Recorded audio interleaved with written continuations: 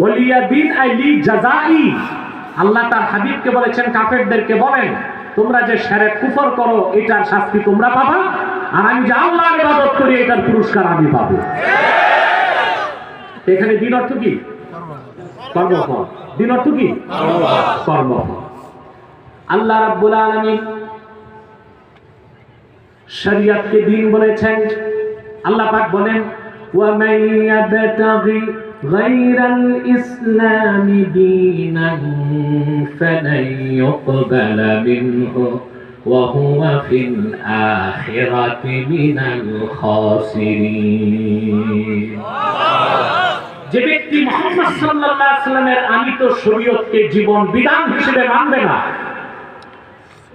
তার কোন আমল আল্লাহর কাছে কবুল হবে না, বরং সে ক্ষতিগ্রস্তদের কাতারে শামিল হয়ে যাবে। কথা বুঝতেছেন?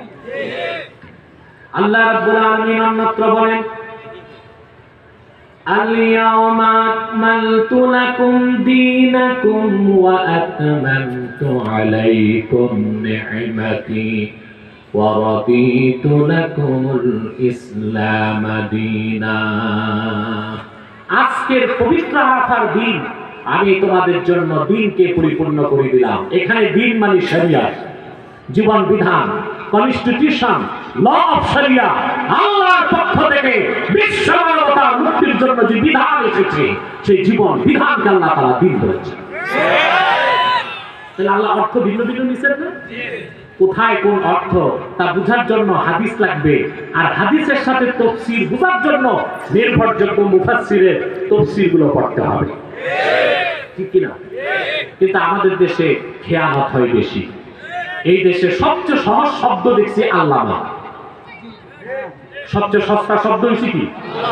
আল্লাহ। যে সেই লোক আল্লামা লিখে বসে আছে। তারপরে সবচেয়ে সহজ বাংলাদেশে পীর হওয়া আর বক্তা হওয়া। পড়াশোনা লাগে না। দাদা পীর, ছেলে পীর, নাতি তো শুধু পীর না, পিরামিড দস্তবীর। আর বক্তা হতে পড়াশোনা বেশি করতে হয় না, কোন রকম একটু সার্টিফিকেট থাকলে, গলা একটু ভালো আছে, কথা বলতে পারে, বাস বক্তা হয়ে গেছে।